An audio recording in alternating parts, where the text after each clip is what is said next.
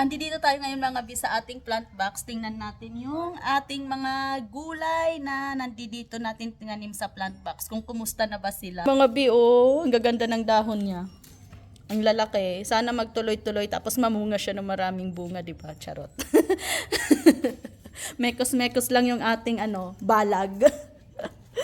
Pero okay naman siya, 'di ba? Nakakagapang yung ating ampalaya, oh. Ang layo na ng nagagapang niya. Ang lawak na ng sasakupan niya, mga bee. Tingnan nyo. Oh, 'di ba? Ang ganda. Tsaka green na green yung mga dahon. Oh, wag lang magkaroon ng mga, alam nyo na, yung mga insects na inaagawan tayo ng mga green na dahon natin. Yung mga sanga, yung mga ginawa nating balag, yung mga nilagay natin na sanga, mga bee, yung mga sanga yan na nalalaglag galing sa puno na yan, oh, iniipon natin, kinukuha natin, tas nilalagay natin dito para dumami yung gagapangan ng ating ampalaya. Tsaka ito pa, meron pa kaming mga gulay dito sa plant box natin, mga bimaliban sa ampalaya. Ayan, oh, di ba? Ang ganda ng ating okra. Pero mga bi, hindi to yung violet na okra. Natatandaan nyo, ay ano, yung magenta na okra, natatandaan nyo yung vlinag natin nung nakaraan na magenta ang kulay. This one is green. Ayan, meron na silang mga tingnan nyo, oh. Ayan mga bi, oh, magsisimula na silang mamunga, see? Oh no. Oh, ayan. Oh, 'di ba? Meron na siyang maliit na doon. Ayan. Ayun pa. Oh. 'Di ba? Nakakatuwa kasi ang lulusog nila, mga bi.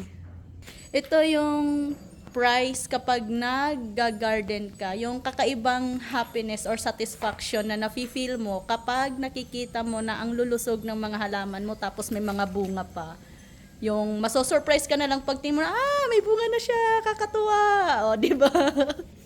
Ayan pa, oh, yung talong natin, mga bi. Nung nakaraan, mga flower lang yan.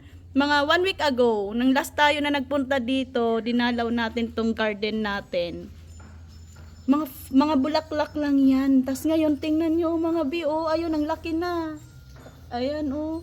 Meron na naman tayong, siguro palakahin pa natin siya. Mga next week siguro pwede na natin kunin yan. Kasi humahaba yan eh. Yung nakaraan na hinarvest natin ng haba, diba? Oh, isang puno lang yan ng talong, mga bi, pero ang dami ng kanyang mga sanga. Kaya marami silang namumunga. Ayan. Nakakatuwa. Ito pa, oh, girl. Ito pa, oh. Ayan. Tapos may mga panibagong bulaklak na naman. Na eventually, kasi pag namulaklak yung talong natin na yan, eventually, nagiging bunga na siya mga after a week. Ayan. Tsaka yung ating mga alugbate, oh. Tsaka luya natin, be, oh. Ang ginagawa namin, hindi siya namin binubunot ng ganon. Kukuha lang kami kapag may nakalabas na dyan na luya. Yun, kinukuha namin. Tapos yun, ginagamit. May nagagamit kaming pang sahog pag nagluluto. O, diba?